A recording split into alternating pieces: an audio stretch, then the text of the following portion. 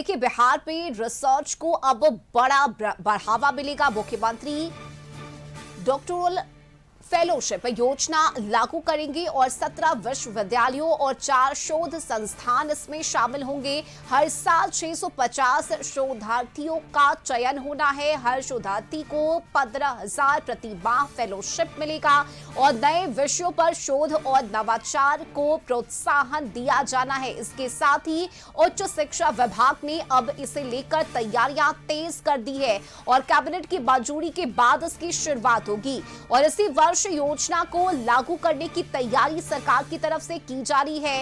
युवाओं के लिए शोध के क्षेत्र में यह एक बड़ा अवसर बनकर उभरेगा। तो बिहार में रिसर्च को बढ़ावा देने के उद्देश्य से सरकार की तरफ से इस नई योजना को लागू किया जाना है। ब्यूरो चीफ संजय हमारे साथ जुड़े हुए हैं इस खबर पर अधिक जानकारी के साथ। संजय, देखिए, शोध करने वाले जो विद्यार्थी हैं, जो छात्र हैं, उन्हें इस योजना से अब काफी लाभ मिलेगा। रिसर्च को बढ़ावा देने के उद्देश्य से सरकार की तरफ से इस फेलोशिप योजना को लागू किया जाना है, जिसे बिहार में प्रभावी ढंग से विश्वविद्यालयों में लागू किया जाएगा और छात्रों को इससे बड़ा फायदा, बड़ा लाभ मिलेगा। संजय, इस योजना के तहत क्या कुछ बताया गया है? देखिए, इसमें शिक्षा विभाग से जुड़ी हुई ये बड़ी और महत्वपूर्ण खबर है।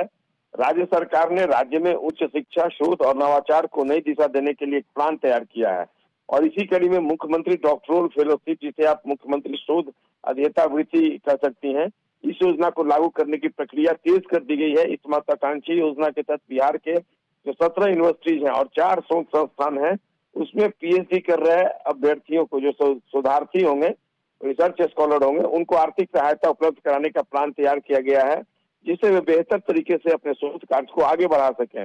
जो प्लान तैयार किया गया है उसके अनुसार हर साल 650 जो रिसर्च स्कॉलर होंगे उनका चयन किया जाएगा।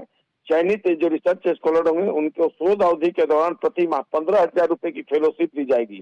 सरकार का मानना है कि आर्थिक सहयोग मिलने से प्रतिभाशाली छात्र छात्राएं नए विषयों पर गुणवत्तापूर्ण शोध कर सकेंगे और राज्य में अनुसंधान की संस्कृति को बेहद मजबूती मिलेगी। जो जानकारी मिली है उसके अनुसार योजना को लागू करने का फैसला जून में राज्यपाल और मुख्यमंत्री की बैठक में लिया गया था।